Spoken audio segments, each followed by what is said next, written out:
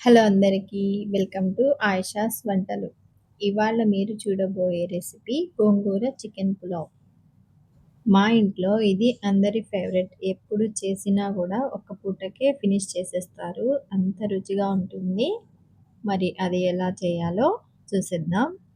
దానికోసం ముందుగా half KG వరకు శుభ్రం చేసుకున్న చికెన్‌లో 1 టేబుల్ స్పూన్ ఉప్పు, హాఫ్ టేబుల్ స్పూన్ పసుపు, 1 టేబుల్ స్పూన్ కారం, 1 టేబుల్ స్పూన్ ధనియాల పొడి, అరకప్పు పెరుగు, అలాగే 1 టేబుల్ స్పూన్ వరకు నూనె వేసుకొని మొత్తం బాగా కలిపి ఒక అరగంట సేపు మ్యారినేట్ చేసుకోవాలి.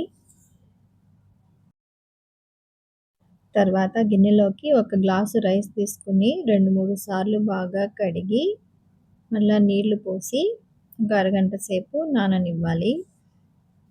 ఇప్పుడు స్టవ్ మీద ఒక ప్యాన్ పెట్టి 1 టేబుల్ స్పూన్ వరకు ఆయిల్ వేసుకోవాలి.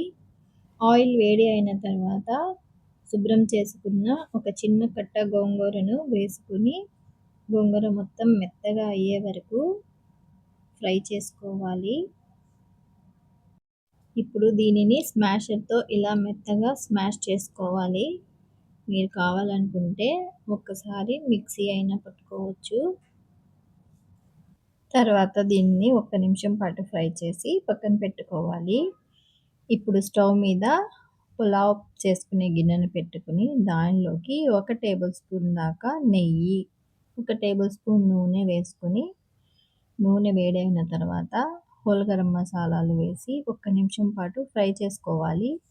తర్వాత మీడియం సైజు 2 ఉల్లిపాయలు సన్నగా తరిగినవి వేసుకొని ఉల్లిపాయలు కొంచెం రంగు మారే వరకు ఫ్రై చేయాలి. ఇప్పుడు 1.5 టేబుల్ స్పూన్ల అల్లం వెల్లుల్లి పేస్టు, 3 పచ్చిమిరపకాయలు వేసుకుని అల్లం వెల్లుల్లి పేస్ట్ పచ్చి వాసన పోయి బాగా ఎర్రగా అయ్యే వరకు ఫ్రై చేసుకోవాలి. ఇప్పుడు మనం ముందుగా మ్యారినేట్ చేసి పెట్టుకున్న చికెన్ మొత్తాన్ని వేసి మసాలా అంతా మొత్తం కలిసేలాగా బాగా కలుపుకొని మూత పెట్టి ఒక 10 నిమిషాల పాటు ఉడికించుకోవాలి.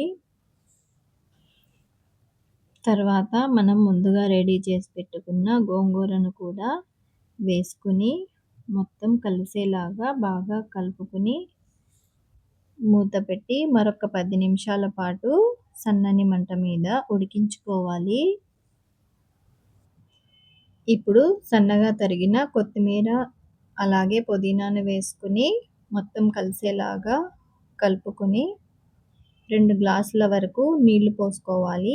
మనం ఒక గ్లాసు రైస్ తీసుకున్నాం కదా! ఒక గ్లాస్ రైస్‌కి 2 గ్లాసులు నీళ్లు సరిపోతాయి. మొత్తం ఒకసారి బాగా కలుపుకొని మనం ముందుగా నానబెట్టుకున్న బియ్యం కూడా వేసుకోవాలి.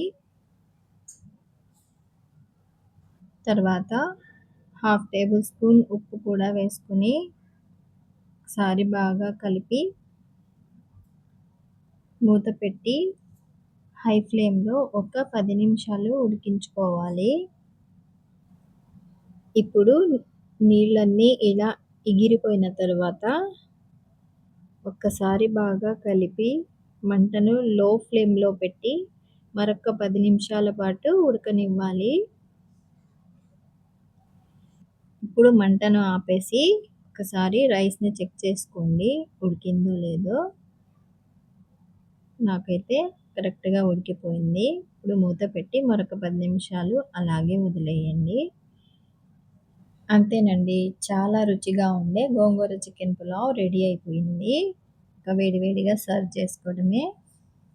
ఇంకెందుకు ఆలస్యం, మరి రేపే ట్రై చేసి దీని టేస్ట్ ఎలా ఉందో నాకు కామెంట్స్‌లో చెప్పండి.